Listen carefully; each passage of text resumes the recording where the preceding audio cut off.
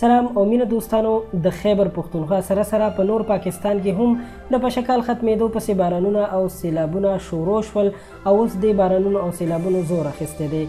که یو وړښته د سیند صوبې په کراچۍ ښار کې هم سیلابونو ډېر زیات ورانی کړی دی. په لسګونو خلک یې وژلي او ژوبل کړي دي. ډېر کورونه اوبو هم راغورځولي دي. نو بله وړښته په سوات کې هم ډېر کورونه راغورځېدلي دي او خلکو ته یې نقصان رسولی دی.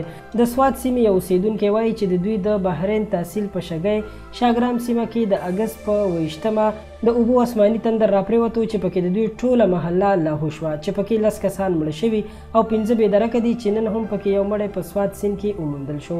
د سوات دغه اوسېدونکی وایي چې په دغه پیښه کې 21 کورونه اوبو وړي دي چې پکې د دوی هغه هم شامل دي. هغه وایي حکومت د مړي په سر د 15 لکه روپو او د زخمی کس په سر د 1 لک روپو د مرستې اعلان کړی دی، خو د چا کورونه چې غورځېدلي هغوی سره حکومتي مرستې ډېرې کمې دي. هغه وایي چې کله د اوبو اسماني تندر راپرېوتو نو کورونه له اوبو ډک شول او دوی په دیوالونو او تر دې چې د کوټو په روشندانونو خپل بچي بهر ته وویستل.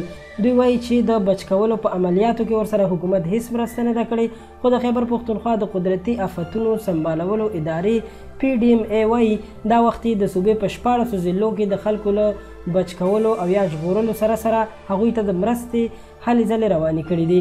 د خیبر پښتونخوا د قدرتي آفتونو په وړاندې د مبارزې ادارې PDMA مشر پرویز خان وایي چې په خیبر پښتونخوا کې د سیلابونو له امله ځاني او مالي تاوانونه ځکه زیات دي چې یو شمېر خلک پکې غریبانان دي او د خټو په کچه کورونو کې ژوند کوي. په ارزانه بیه د خوړونو او سیندونو سره نږدې په ځمکو باندې کورونه جوړوي او له 80 کالو راهیسې زیاتره وخت کېږي چې آباد دي، بغیر نقشې کورونه جوړ کړي دي او د اوبو د ویستلو د سیستم پکې هم خیال نه دی ساتل شوی.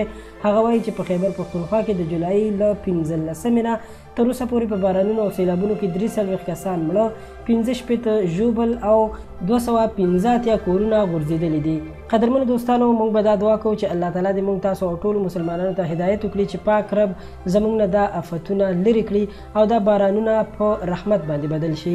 کمنټ کې راته امین ضرور ولیکئ چې تاسو هم د دې دعا حصه جوړه شئ. له نورو تازه خبرونو او په زړه پورې ویډیوګانو لپاره زموږ چینل پښتو پوسټ سبسکرایب کړئ. مننه مو کوم، بریالي اوسئ.